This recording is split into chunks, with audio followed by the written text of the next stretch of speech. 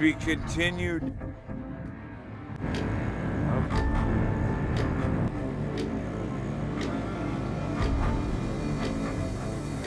And how did that happen? Did I do that?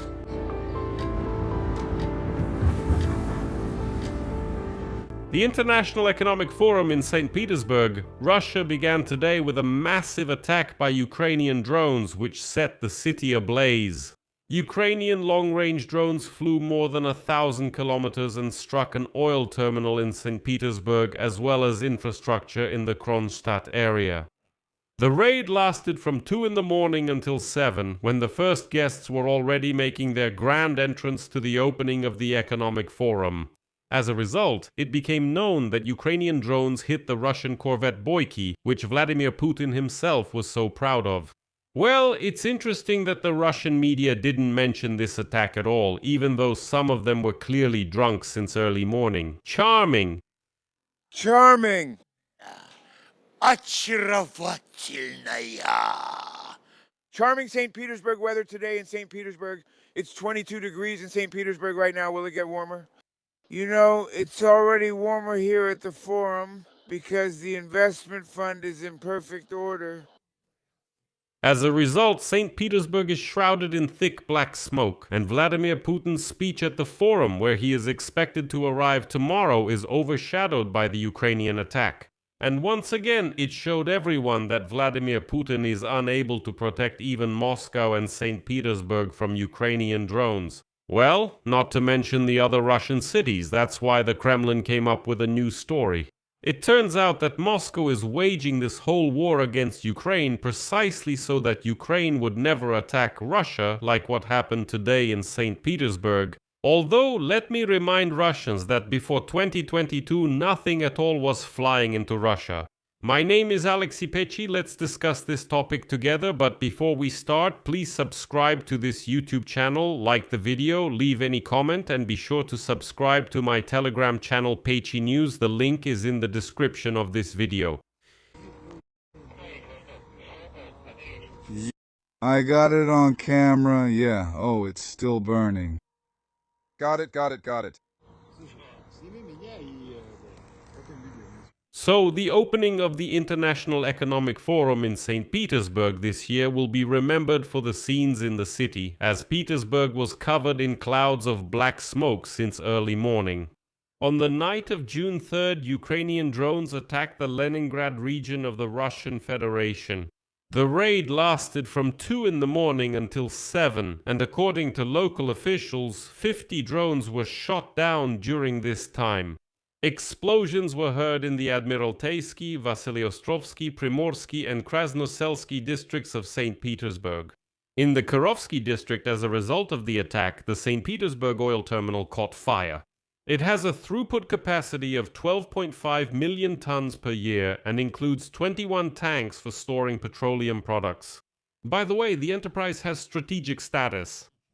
This once again emphasizes that the goal of Ukraine's defense forces is to completely stop any oil sales and leave Russia without the ability to trade oil and earn money for the war. The attack on the terminal happened on the opening day of the St. Petersburg International Economic Forum, which will take place from June 3 to 6, and a speech is expected there. Vladimir Putin, but now he will be forced to talk about this attack rather than about how attractive Russia is for investments. Well, obviously, considering that drones were flying over St. Petersburg when the forum opened, what kind of fool would invest in this economy? Well, maybe just to exploit the wild Russians and make money off them, as if they were just residents of some fifth world country, not even a third world country. Expo Forum. The forum where this event is taking place is located 17 kilometers from the oil terminal that was hit. Against the backdrop of the drone raid, more than 29 flights were delayed at Pulkovo Airport. And here, satellite images from St. Petersburg captured a large plume of smoke over the port area after Ukrainian long-range drones struck the St. Petersburg oil terminal. In addition to the oil facility, infrastructure sites linked to Russia's military activities were also targeted. It's interesting that all of St. Petersburg was covered in smoke today, and locals talked more about the explosions and smoke than the International Economic Forum. Still, don't assume this was just a symbolic strike to suggest the forum isn't safe. It wasn't.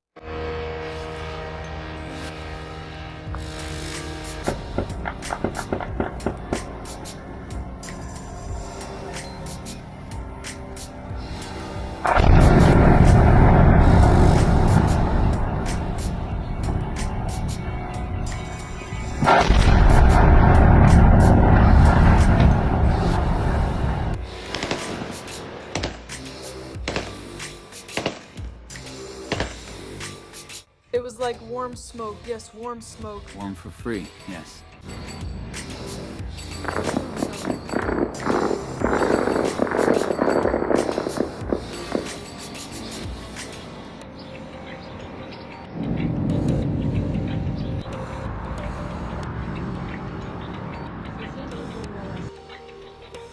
Proofreader A. Kulikova, 1, 2, 3, just tough.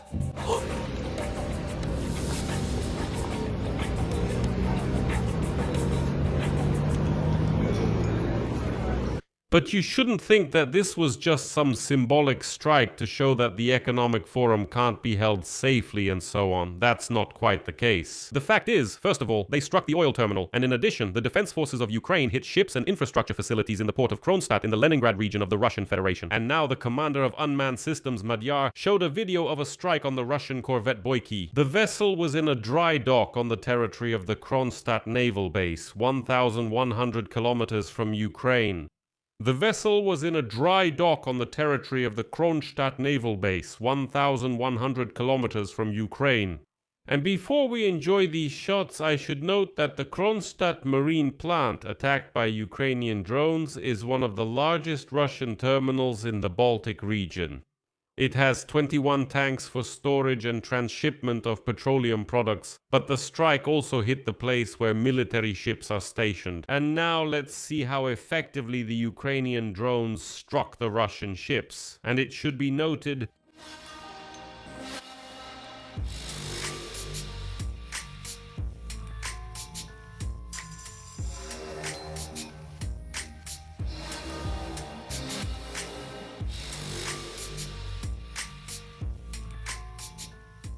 it demonstrates Ukraine's ability to strike at the occupying country's military targets even at a considerable distance. Boikiy is a warship of the Baltic Fleet of the Russian Federation, built in 2011 and commissioned into the fleet since 2013. It belongs to Project 20380 and is equipped with guided missile weapons. This ship has been used for operations near NATO borders and, importantly, for escorting tankers of Russia's shadow oil fleet. Let me remind you that this year, and at the end of last year, the Russians even released propaganda videos showing how the Boikiy corvette protects a vessel of the illegal shadow fleet of the Russian Federation from NATO ships. And they wrote that everyone in NATO just trembles when they see the Boikiy corvette. Well, apparently they don't tremble anymore, and I'll note that since February of this year, this corvette has been undergoing scheduled repairs. Also, last night the city of Mishurinsk came under attack, which is in the Tambov region. The target of the drones was the Progress plant, which produces equipment for aviation and missile control systems. This facility has already been attacked in February of this year, in June 2025, and in December 2024. And it's funny that Russian federal TV channels modestly kept silent today about the Ukrainian drone attack on St. Petersburg. In all the news broadcasts, the main topics were, of course, the international economic forums in St. Petersburg and the new escalation in the Middle East. That's what Russians is more important for Russians to know. And at the same time, the press secretary of the balding moth Vladimir Putin, Dmytro Peskov, was talking to journalists today. He was asked to explain how Moscow plans to respond to the drone strike on St. Petersburg. But Peskov seemed a bit confused here. Here is his quote. Well, I want to remind you of the statement by the Ministry of Foreign Affairs, which says that our responses will be systematic and systemic. In fact, they already have a systemic character, period. But then Peskov surprised everyone. He says that apparently, in case you didn't know, Russia started the war against Ukraine in order to, quote, prevent long-range strikes on its own territory. And the paradox is that these unwashed Russians actually believe it. They truly believe it, saying the war must continue to prevent Ukraine from attacking Russian cities. But they completely forget that it was the Russians themselves who started this war, and that before 2022 nothing was flying over Russian territory at all. Can you imagine? No missiles, no drones, nothing at all. Absolutely nothing was happening until the wild Russians decided to attack Ukraine. And now these same wild Russians are being told that the war must continue so that Ukraine doesn't attack Russian cities. They're like, yeah, that's the real goal of the special military operation. And finally, I want to show you a short video from today's forum in St. Petersburg. So you understand why Russians need to be terrorized with these kinds of drone strikes just every day, so they finally start, well, coming to their senses. Just listen to what exactly these savage Russians are planning for themselves in the coming years and beyond. In 1936, in a worst-case scenario, we lose the special military operation and face confrontation with the West. In 1950, the colonization of Russia, in a good scenario. Good. We have a clear vision of victory in the ideological war based on forecasting and planning. We have the annexation of Kiev, Odessa, Kharkiv, and so on. The collapse of the European Union, and in 2050 leadership in ensuring global security and justice. Let's go back. Let's return to the inertial scenario. Back 2 slides, yes. Yes, but we don't see nuclear weapon use as an inertial scenario. We view it as a positive one. That's why it wasn't included.